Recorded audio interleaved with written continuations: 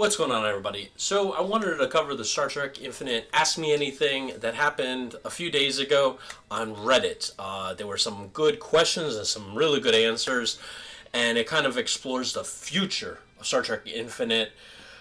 Some juicy answers and some hopefuls. So let's dive right into it. I actually went over it already and highlighted the stuff that is worth highlighting. Alright, so the first one here says, are you able to add some of the stuff from the newer shows like Star Trek Picard? There are some events from that series which would be awesome to expand the mission trees. Zakharov says, we had to do some contract amendments to get Lower Decks content, and we have an additional layer of approvals whenever we do anything Lower Decks. I expect the same would happen if we wanted to do Picard content. It's no longer off limits like it was at the start when they asked us not to do stories around ongoing shows, but it would be cool to do some additional work if we decided to go down that track. I hope they do. Will we get a Dominion War expansion? Currently working on making this a great base game, trying our best to get reviews and a player base in the right place. Until this is fixed, can't promise and DLC or content updates. That being said, the Dominion was top of our list for a second crisis during development. If I could pitch the game back on track, positive reviews on Steam, a healthy player base, Dominion is my first pitch. So he's referring to this here. So if you go to the Star Trek Infinite here, and you go to the all reviews, it's at 56%, right? 60% for recent reviews after all the patches has definitely got it up a little bit. But Nibble Giant, Paradox, and I'm assuming Paraman as well wants to get this in the positive range, and as well as for daily users. So another thing he was talking about is this. When the game launched, it was at 5,526 players on that one day, which is a lot. Now, if you go down a few weeks later, it dropped to 1,557. And then if you go a little bit further, on November 9th, you had 961 players per day, right? And then these are per day stats. Now, if you look at other games, Cyberpunk, No Man's Sky, games like that, people have high expectations when a game comes out. And when those expectations are not meted 100%, the player base will drop down, right? And which is what we saw here. There were bugs. There were a few things that people, wanted, like more ships, Ambassador class, Nebula class, things like that. So it did take quite a dip, right? Now, as they're adding more content, you're going to start seeing this smooth out, kind of go parallel. And then as the mods and as more content comes from the developer, you're going to start seeing what you see with, Cyberpunk or, again, No Man's Sky. It's starting to go back up. And the same thing with the reviews. I could tell you with, like, Cyberpunk, No Man's Sky, other games like that. When the reviews came out, they were not good. But as the content updates started rolling out, it started going higher and higher. Now, if you go check out those two games, they're in a really high margin there. Alright, so the game as it is now really only has one mode, which would it be possible to add alternative modes for more randomized pace, such as randomized start locations, less faction, story events, no homeworlds going poof in a story suddenly. They're talking about Romulus, randomized galaxies and different galaxy sizes. Kalo responds, we thought about this several times for replayability reasons, but we have a technical restriction on how to adjust certain mission tree paths and bespoke elements that have to be given at the beginning of the game. When we find a good way to bypass this restriction, we can start considering things like this. Now, I will say that there are mods already out there that do randomized locations, so a few of this has already been given. You just have to go into the mod section. The modders I can tell you, I check it out almost every day, pretty much every day. The modders are finding tricks to everything, and some of the mods that are coming out are really good. STO has been graced with the voices some of the cast of TNG, of some of their content having Will Weekend as an advisor. Tell me not would be a lot of fun. Any chance of hearing similar in the future for Infinite? Zakharov says, "Oh yes, I would love this. When we were wrapping up and booking people for voiceover, the actor strike was in full form. We had plans for booking some named Star Trek actors, but the strike really hurt us in this way." Now, one thing that I was kind of hoping when I started Star Trek Infinite, and you play like a certain faction, like I picked Federation, you have Will Riker in the back, and he's kind of giving you kind of like an idea of I think it was Will Riker, it might be somebody else, but giving you like a voiceover of Starfleet does not start conflicts, they end them, kind of thing. I don't think it actually was Will Riker, I think it was just a regular voiceover, but it would be really cool to have that. Starship names. I would love to be able to name my individual ships and even specify their registry numbers. I know it's trivial, but something that would certainly add to my enjoyment. More ship classes. I know you touched on this. I'm very happy that will be coming. I was wondering, with that time frame going well in Picard or Showtime, are you able to share if there are plans for ship classes of that era? Ooh. As for fleet combination and transfers, Fleet Manager offers a few tools to do these operations. I do feel that it needs a little bit of more work. Trying to pick out one fleet from another, you have to deselect, I think, the other fleets to get that one fleet that you want. So could do some work. As some kinks, we are taking note for eventual improvements such as fleet-to-fleet transfers from this view, but this is still a brainstorming phase. Regarding ship class, we're reviewing ideas on how adding new ship interacts with new roles, which takes a lot of design work, opening the possibility of variants for the same roles. Also, at this stage, this is in the brainstorming phase. Now, I will tell you that the Starship names, the modding community is trying to figure this out. I believe a few were able to do some modifications already, so just give that a little bit more time. If the devs don't do it, I'm sure the modding community will get there, because I could see them already hard at work. About the names of the ships, the reason we don't go do it mainly because we feel it's too micro, but I don't see any reason why not to allow it. When we get a chance, we can review this. Yeah, I think that would be really important. Having like USS, I don't know, Tisdale, right? And then it has like, I forgot how it does Roman numerals, and I'll do like 9. It's just like, it's not immersive, right? It's just weird. It would be cool if it was like USS Tisdale NCC 48, and then if something happened to that ship and you want to do a new ship, right? USS Tisdale, NCC 48-A, something like that. So where's the next one down that I found? Seeing Star Trek Infinite and Star Trek Online doing a little cross-promoting is fun for me as a player of both. Can we look forward to more of this possibility occurring? Some Star Trek Online related content in Infinite, endgame threat from the resurgent Iconian faction would be interesting. So I'm not going to go too far into this, because if you haven't played Star Trek Resurgence, it's going to spoil that. But that would be kind of cool. All these things sound like excellent ideas, and I would not dismiss any of them as potential stuff for the future. Mission trees right now outside of the Federation don't really offer anything that feels game-changing. Since grand strategy games are big on user agency, is it possible to update mission trees to give more than passive bonuses? When we thought a bit about the mission tree, we were looking for a tool that would allow us to guide the player and modify the essence of each major power. When we started creating the missions, we realized that this mechanic had a lot of potential, but we didn't have enough time to implement it. Giving or making technologies appear is something we have been discussing to do, and we wanted to review it when we have the opportunity. Also, we are looking for more policies and edits unique to major powers. Besides other things, what other things would you like to see possible in the mission tree? So this is really important. I already see modders already asking about this and helping the devs helping the modding community. In fact, I believe there was actually a question on Discord about like being able to add cloak as part of the mission tree. So we already have modders working on this.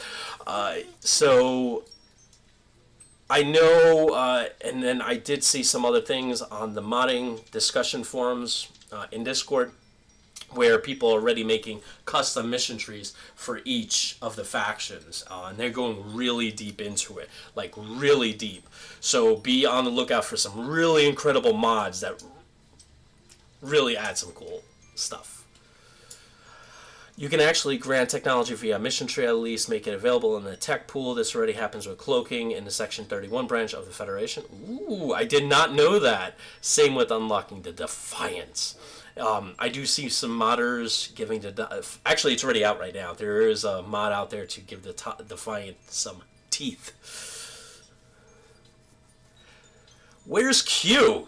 Well, he is definitely in our minds, but we want to do something special with Q. We can't do Q without John D. Lancey, and I really don't want to go through arranging that to just put him, narrate the tutorials or just a few events. It would be cool if they could. It would be really cool if they have Q in there, just making a pop, All right, next one. Would it be possible to add the ability to cooperatively run a single faction with another single player or more? Being able to experience this faction stories together in such a way could be enjoyable when working together through them while sharing or splitting up tasks between each other. Top of that would be feasible within the game officially or via modes. This is something really cool. I did not know this. You'll see in a little bit that on Co-op, I believe Stellaris has this already, which is amazing. I totally forgot that it had that.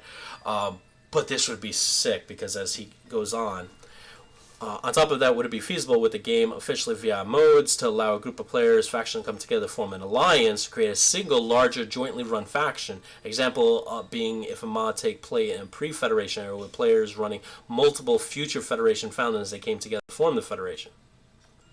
Of course, if that were allowed, it'd be curious to see if faction could be broke apart as well, which could make some interesting emergent storytelling, such as the Klingon Empire collapsing into a civil war between two players. Be sick. It would be sick. That would add so many layers to the game. I can't even begin to tell you. I cannot even begin to tell you. Can you imagine doing a co-op of the Klingon, and you want to go one way, they want to go another, and you create a civil war? Forget about it. Mind blown. On Co-op, a bit behind the scenes on this one, I was a producer for this feature on Stellaris, and it took our team a huge amount of work to get that done. It also caused a lot of problems with events and diplomacy. We had to almost rewrite the entire event structure to make Co-op work. Wow. If I knew Co-op was so difficult to implement, I would very likely have opted not to do it for Stellaris. So I'm going to opt out for talking that learning and not asking the team to do the same for Infinite. The other aspect, alliances and winning as a team, this is something that's crossed our minds. It's not on top of the must-have feature once the team, but it's not at the bottom either. I cannot promise that we will not get it in an Infinite, but I would really like to see something like that arrive. Romulan Star Empire has some issues regarding its story and what can happen to Romulus in later years. As the idea of the game is to take Star Trek canon and go in and play or run alternate histories, I believe mechanics to allow Romulan faction players to save their homeworld should be introduced. I completely agree. Because right now, it's just a destined event that Romulus is going to go.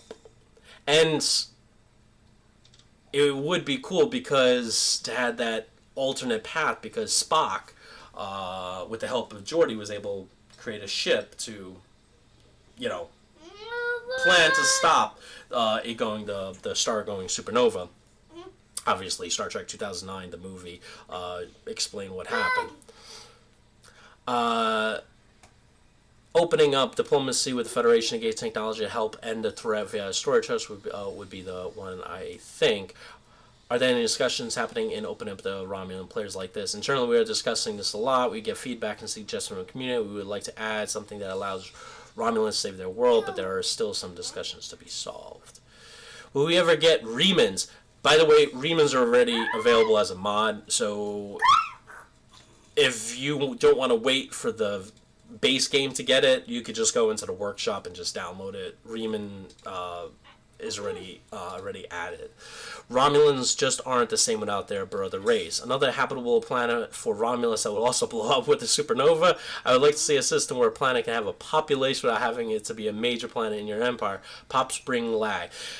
I do see that on the Discord quite a bit. I haven't seen that personally, knock on wood, for me. I don't know what kind of graphics card or CPU other people have. I don't see it on mine so far, and I'm about 150 years in, and I have a lot of worlds. So, That's something that's going to be brought up a few more times in this AMA. Adding planets with plops makes this far worse. This is not a problem with a bunch of planets. We have Ryza and Mars should have population, but they should not have billions of people. For now, we have Remans and Romulus, Remans and Remus mode. It has a right feel, but it causes balance and lag. We all need to fix all of these, all three of these. Now one thing that I will say is, if you want a Star Trek canon experience that is not balanced, because in Star Trek not everything is balanced, right? Like the Klingons go after the Cardassians in Way of the Warrior, and we know how that fares for the Cardassians quite a bit, right? The developer is trying to balance everything. So if you want more of a Star Trek canon experience, I would go with the mods. If you want something that's more of a balanced gameplay, you'd stick with the base game. Will Delta Quadrant be coming and a full game quadrant along with Dominion and Borg as playable races? Somebody definitely asked that. That's like 4 major expansion requests right there. Yeah. But as I said with a lot of comments, currently work on make this a great base game, trying our best to get reviews and player base in the right. Until this is fixed, I cannot promise and DLC and content updates down the line. But it's not a new idea. We have discussed this internally a whole bunch, and we will love to be able to do it. I see this a lot. Zakharov says this quite a bit. There might be other questions that this is brought up. I can tell you, based on the numerous times I said that, and on the Discord, that I feel like they probably approached and probably want to do a DLC and bring in additional content, additional quadrants. However, I feel like the amount of times he brought this up, he needs to get the player base up, positive reviews up. I feel like that's what's stonewalling them right now. And as you can see, we're at about 1,000 people per day playing the game. I'm betting Paradox and Paramount want to see that a lot higher before they start investing more resources to do DLCs. The problem with that is, it's like the chicken and the egg. The game needs more content. It needs more content updates, more capability, just more, right? And whether we get that through the devs or the modding community, it's eventually going to build itself up. The player base is going to rise, and it's just going to explode. Now, I don't know if you guys are familiar with Crusader Kings, but Crusader Kings, I think 2, kind of exploded with a certain mod that came out for, there was an HBO show, I forgot the name of the show, but House of the Dragon or something like that. Very popular show. They made a mod with it in the Crusader Kings 2. That game just exploded, and now we have Crusader Kings 3. So, I think if the developers keep putting out updates, making the game better, and the modding community just keeps putting out stuff out, which they are, you're going to see this active player daily base rise to 2,000, 3,000, 4, 5, and then probably supersede. But it's like the chicken and the egg. And with the modding community constantly pushing out more content, it's going to get there. Strikecraft are a feature in base Solaris. From the code, it's obvious there are some efforts done into adding them in Infinite. Well, why weren't they? My experimenting has produced one issue. There being way too many Strikecraft, because they act like regular weapons. And because current AI builds are optimized with AI weapons, will this issue ever be resolved with the game support Strikecraft as a feature eventually? To be honest, we remove them because they don't feel very Trekky. While you can spot some smaller ships in the series, like in DS9, Star Trek, ships don't operate like, for example, any Imperial Star Destroyer from Star Wars. The way a fighter would fight is somewhat similar to how capital ships behave. But then came Discovery and ended up having a battle at the end of Season 2, so my answer is I don't know. A lot of mixed feelings here. And they'll mention it here, but if you watch a couple episodes in Star Trek Deep Space Nine where there are major battles, you do see the Peregrine, I think, class come in almost as fighters and engage in multiple capacities like that. And I feel honestly like the Miranda class were almost used like fighters. in a Dominion war. I agree, though. I know it's controversial. The only clear use of fighters in some scenes of dialogue in DS9. It seems strange that in the in-world technology favor bigger ships right up to that moment when fighters have some limited use. Then afterwards, nobody uses them again. Deep Space Nine showed a lot of Peregrine fighter combat, and there have been several Star Trek games based upon fighter and fighter usage.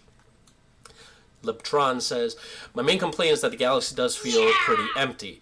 When all the planets fill the gaps with known species, how fast will that happen? Will there be DLCs with a few species each time, or one big update with a lot of NPC factions? So just going to make saying a copy-paste part as a disclaimer, currently working on making this great base game. Kind of went over that before. However, saying all that, the team and myself have mused about playable Ferengi. Different win conditions, alternate ways to play. Ferengi is high on the list of races we would love to put in as playable races. Now, the one thing I will say that I know I've played Ferengi, I think, once in Birth of the Federation. It is definitely not a race that was definitely to go to, I think, in Birth of the Federation. However, I will say that there are mods, and the devs did respond to this, where to make all the minor races playable. So the Malkorians, the Betazoids, all the minor races that you see in Star Trek Infinite. And Dev said, I believe that may be possible. I know there are modders working on it. So, yeah, that would be really cool. Let's see. Alright, the Defiance slots, you're going to review that, right? It's definitely something we have to do. The Defiance should function as a replacement for the Miranda. I think the Defiance skips some balance wave, and we have to make it not only interesting ship to use, but also rewarding to unlock its schematics. Again, there's a mod already out to give the Defiant teeth. My question is, when we get a faction that we can customize as we want, make it our own and call it the Marquis, for example, so it's kind of canon. Can't promise, but it is definitely something we are considering. I'm sure this can't be answered currently, but will we be seeing an opening up of the Gamma and Delta quadrants in the near future? Find it quite interesting that those parts of the galaxy in the current version of the game aren't in the least available. That asks, I wouldn't mind if modders were able to open up areas of space to wander and expand in such potential official expansion of the game. Captain Nexus and myself have been musing about this over Slack, but if we got approval for doing it, it would be behind a lot of other content updates that we also need to sign off for doing. Currently working on making this a base game, trying our best to get reviews and player base in the right place. Till this is fixed, I cannot promise add DLC or content updates down the line. So basically, I feel like there's a hard stop right now. Hopefully the sale or cross promotion, when he's talking about a sale, there's currently a sale going on for the game right now. There's a sale to November 28th for $20 for this game. This is the perfect time to buy the game. Highly recommend it. Please buy the game. Please help support this game. And as you can see, I already reviewed. I gave it a plus. Also, adding a whole additional sector would wreak havoc on the performance, and we would have to do a major redesign over how pops work if we want to pull this off. Now, we know that Stellaris has all 4 sectors, all 4 quadrants. I wish they would open this up. I know it would require reworking the pops because the pops were grow, but I feel if Stellaris fixed this, I do know it was like in my Stellaris game that my frame rate does go quite a bit down in the teens and sometimes the 20s and stuff like that, because I'm closer to the end game crisis. I'm willing to deal with that kind of lack of performance to open up those 2 quadrants. You could always get a beefier CPU, beefier GPU, and or make the galaxy smaller, but add all 4 quadrants. I think there are ways around that, and I think it's imperative to add the Delta and Gamma quadrants. Just in case Dimple Giant can't get the player base to where they need to, and the daily active and the reviews to where they want, right? Open up those 2 so the modding community can open it up, and they'll do your job for you. And make the game, grow the player base, and then, you can revisit later with Paradox and Paramount and say, hey, look our player base. We haven't added a content update in X amount of time, but the player base is now to 5,000 because of these mods. And then now would be probably a great time where Paramount says, yep, let's do a DLC. Why was the random star feature from Stellaris not included? Infinite will be implemented in the future. I enjoyed random star feature in Stellaris because it allows for a lot of variety in the development outcome of the galaxy. A fixed starting point feels very limited to me, and we miss the opportunity to see how certain civs will interact with one another when placed in their non-canon locations. Currently, we have a technical restriction on how to adjust certain mission tree paths and bespoke thing that must be given at the start of the game. So when we find a good way to bypass this restriction, we can start considering things like this in order to be more replayable to the game. I do notice that the modding community, I did ask a few questions to the modders about making like a BO, Birth of the Federation type game where you basically start randomized. You don't know where the empires are, like the Klingons and the Romulans, right? You don't know where they are, and just start the game like a blank check, right? There are no events and stuff like that, but the modders are trying to work out on how to sidestep the events, because the events are causing quite a bit of kind of like a roadblock to making things like that happen. So I'm hoping the devs work with the modders, which they are currently, to find a way around that. There's a lot of mods in the works. I can tell you, being on the modding community, in the modding discussion, I do see new stuff like coming out every other day or a couple times per week. So, yeah. Can you confirm if there are plans to patch in Sandbox Mode available for randomized? We just went over that. No, I can't confirm this. Anyone saying this is... Oh. The ability to change galaxies a number of races, and are you relying solely on modders for these changes? No, I can't confirm this. Anyone saying this is incorrect? Sandbox or random start locations would break a bunch of systems in our game, the events. We have some modders trying to put this in, yep, and more power to them, but it's a task I would not want to throw at the team. Modders were the ones that I've spoke to. It's a big effort. Try to help modders with more tools where possible. That was another thing that they did mention in this. I don't know if I covered it, but they are trying to work on improving the modding tools for the modding community. So I do appreciate that. I don't know if I highlighted it. Forgot to mention in my original concept, but Huge Things doing a simultaneous Mac launch. Yes, thank you. Barring a couple of bugs, it's been a really smooth experience on my M1 8GB MacBook Air. I hope to see Paradox continue to support non-Windows platforms. Thank you, Nimble Giant. Thank you, Paradox, for doing that. We have a lot of support from Apple to pull this off. Came very late in development cycle. I would love to give them some love and put the game on the App Store, but that is down the road, if ever. Yeah, I was, Apple's a big company. I was kind of surprised that they helped out. The teams are, I used to work for Apple, so for Apple to kind of help out, that's big. Are there any changes to the UI plan? As modders, we would like to be able to add some more flexibility in the UI. As for the UI, the Empire selection screen needs a technical overhaul to change how it's implemented and make it more flexible for sure, but we need to address some other issues first. The scrolling option is certainly somewhere we should look into as an improvement. Then we're coming to the end. I think there's like one more. Yeah. I'm a big proponent of digital platforms such as good old games that promote DRM free versions of the game. While I brought Star Trek Infinite on Steam, I personally love to see this game on good old games down the road. I know Paradox already has quite a presence there, so I would like to ask if this is already being considered. Plus, on top of that, if a release on good old games would happen, would the pre-order DLC on Steam become more freely available for purchase there and on Steam again? I would love to be on good old games and Epic and MS Store, not MS Store, please, not MS Store, and even on the App Store. But there's like a bit of effort to do this. I would rather get bugs and features fixed right now. I completely agree with that. There's also the legacy problem that once you are on the store, we need to keep it updated. Yeah, that's a big thing. I need to be sure we get enough pickup for each platform before we dedicate ourselves to it.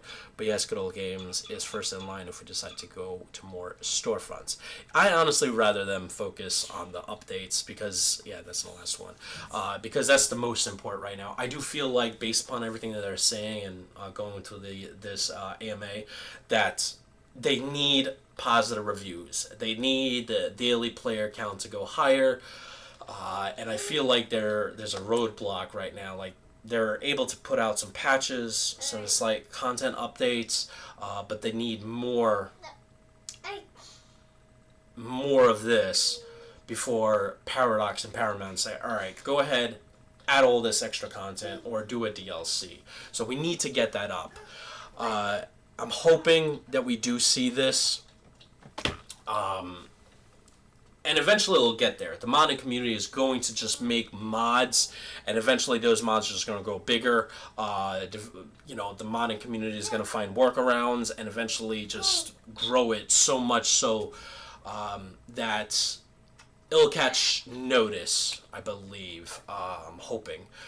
From Paradox and Paramount, and then hopefully that's when we'll get more DLC and such. But this was an interesting AMA. The number one thing that I caught from it is they definitely need to get that the fan community definitely needs to improve this user reviews to go higher. And then, of course, getting this player base back up to at least where it launched from. Again, it's like the chicken and the egg, with No Man's Sky, Cyberpunk, games like that came out and people were like, whoa, Fallout 76 is another one. Launched, everybody was like, don't touch it. Player base dropped, but those developers and publishers kept refining the game, keep patching it, and now if you go to them, they're all positive reviews, 80s, 90s, down from, up from, there's really low figures. I think they were in 40s. I think some of them might have been in the 30s, so they took a dramatic leap up because of these updates. So I feel if Nimble Giant stopped right now, the modding community is going to have a big job on their task, and over a long term they probably can get that player base up. But definitely I think Nimble Giant needs to keep pushing out updates, even if you have just a few people putting out, hey, let's put out new ships over time and say, all right, here's some new ships. And then here, let me opening up this new feature. Let me improve this mission tree. Just slight things. And then with the modding community, it can get this player base up. I think that's imperative. Constantly keep pushing out content updates. Another good game is like Grand Tactician Civil War when it launched. It launched, had a lot of bugs. People were giving it some negative reviews over the last 2 years. Its reviews have been rising. People have been refining the reviews because, like, hey, the AI is much better now. So, as long as they keep pushing out content updates, bug fixes, things like that, we will see that number grow. But just to, I hope they don't just turn off development or patching this game or putting content updates, because that's just going to make the modding community's responsibility tenfold. If we just turn the switch off, the modding community has a Herculean task where they're like, all right, we now have to, and they will do it. Look at Brotherhood Federation, it's a great example, right? The modding community has been supporting that game for 24 years, roughly, and there's still a player base behind it because the mods are so great on that one. Eventually, somebody's going to find out to open up the Delta and Gamma quadrants. They're going to add their own the races to it, and basically the forums are going to say, hey, if you want a great experience, download these mods. The player base is going to rise. But if Nimble Giant does it, right, it will happen faster. The reviews will go faster in the positive range. The player base will go higher, faster. The more investment put in, the better for Nimble Giant, Paradox, and Paramount, right? A lot of people on the Discord have mentioned that the game came out too early. I feel... I don't know what to say about that. Some people agree with it, some people disagree. I think if they would have waited a couple of months, some of the bugs would have been clamped down.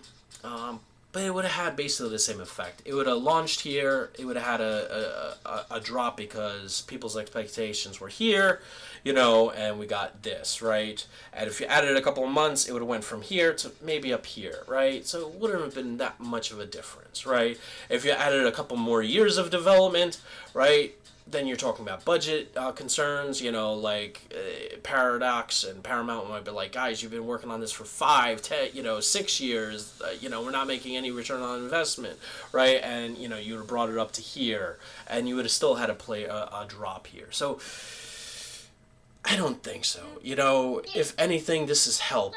Launching in October, they realized, all right, we got all this from the feedback from the player base. Let's concentrate here. Let's concentrate here. Let's concentrate here. And I could tell you, in this last month and a half, the game has made significant changes, updates, content updates. I noticed things, and I'm playing the game on vanilla, but I'm also doing a modded version too. So, anyway. I hope Nimble Giant continues development, even if it's just a few developers, right, working to put out material once a month or something like that. Anything would be great. The full weight of Nimble Giant, or at least a good chunk of it, putting development, you'll see this rise. And then you start, as this rises, positive reviews, modders putting up more stuff, and then you're going to have Paradox and Paramount coming to you and say, okay, the player base is now at 6,000. Your positive reviews are at 81%. Let's talk DLC. All right. Hopefully you guys enjoyed this. Catch you next one. See you then.